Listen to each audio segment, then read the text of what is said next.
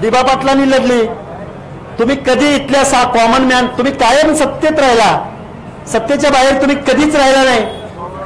तुम्ही निवडणुका जिंकण्याचं तंत्रज्ञान आत्मसात केलं, पण आमच्या 18 पगड जातीची ओबीसीची भावना वेदना मात्र इथल्या ह्या सत्ताधाऱ्यांना कधीही समजली नाही. दादा शेवटचं तुम्हाला सांगतो, शेवटचा प्रश्न यासाठी की त्यावर तुम्ही बोलावं. तुम्ही दोघं आरोप प्रत्यारोप करता एकमेकांवर की काळाची गरज आहे किंवा तुम्हाला बोलावं लागेल, पण तुमच्या बोलण्यामुळं दोन्ही समाजामध्ये ग्रामीण भागापर्यंत तेढ निर्माण होणे याचं सुद्धा आवाहन करणार.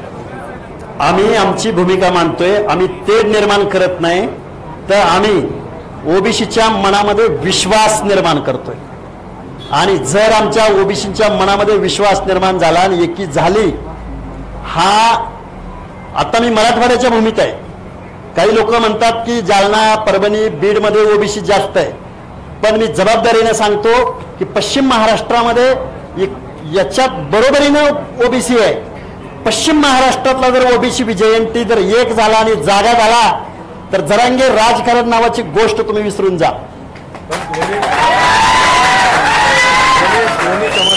शांततेचं आव्हान सुद्धा तुम्ही निश्चित महाराष्ट्रातल्या सगळ्या लोकांना माझी कळकळीची विनंती आहे.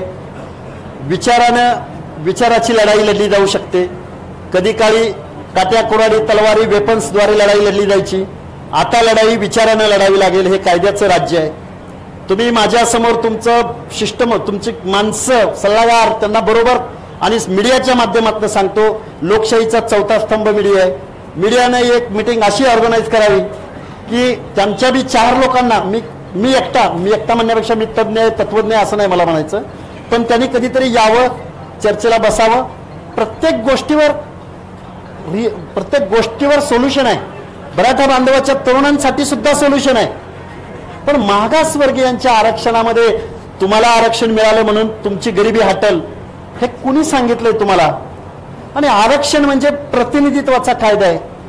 या व्यवस्थेमध्ये ज्यांना डावललं गेलंय, जो पिछडा आहे, जो शोषित आहे, ज्याला इथल्या व्यवस्थेत दुय्यम वागणूक दिली, नाभिकाला अरे कोण आला रे तो, धोब्याला कोण आहे रे तो, धनगराला येडा धनगर, तो कोण, तो नगरी उस्तोडीवाला, फडवाला, गबाळी, ही माणसाला माणूस म्हणून वागणूक या व्यवस्थेत मिळायला हवी.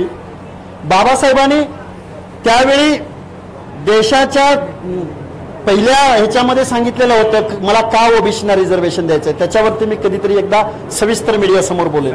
आवाहन करा पण दोघांना म्हणजे आम्ही अगोदर आंदोलन सुरू केलं. आम्ही शोषित वंचित आहोत. आमच्याकडे आमदार खासदार नाहीत, आमच्याकडे पैसे नाहीत, पण आमच्याकडे भावना आमच्या लोकांची कुठेतरी त्याचा उद्रेक होत होता. लक्ष्मण हाके कुठलाही मोठा माणूस नाहीये. लक्ष्मण हाके बोलतोय म्हणून तुम्ही सिरियस होऊ नका, पण मी काय बोलतोय या प्रश्नावरती तुम्ही प्लीज सिरियस व्हावं. महाराष्ट्राचे मुख्यमंत्री, विरोधी पक्षनेते, 4ही 5ही 6ही पक्षाचे प्रमुख, तुम्ही निवडणुका जिंकण्यासाठी महाराष्ट्राचं राजकारण बट्ट्याबोळ करू नका.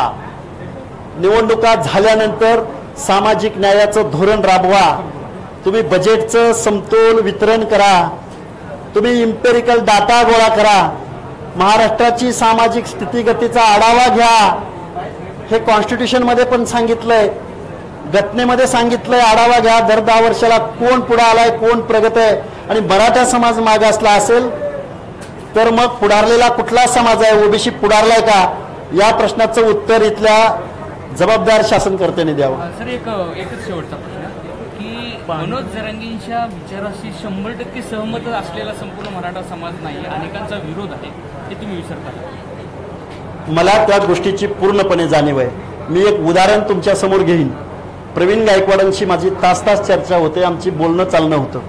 प्रवीण गायकवाडांचं आमचं बऱ्यापैकी ह्या सगळ्या गोष्टीवर खूप चांगलं आमच्या दोघांचं, म्हणजे मी त्यांचा समर्थक आहे किंवा ते माझे समर्थक आहेत असा कुणीही अर्थ घेऊ नये, पण आपल्याला ते, कारण आमचा संवाद बऱ्याच वेळा झालाय, या संवादामधून खूप चांगला पुढे निष्कर्ष निघू शकतो.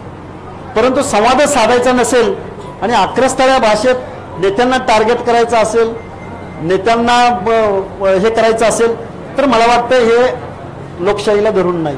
ते गरजवंतांची लढाई लढत आहेत असं ते म्हणत असतात. गरजवंतांची लढाई जर म्हणत असते तर सरसकट कशाला बोलले असते. गरजवंतांच्या मागण्या केल्याच पाहिजेत. आम्ही संवेदनशील आहोत.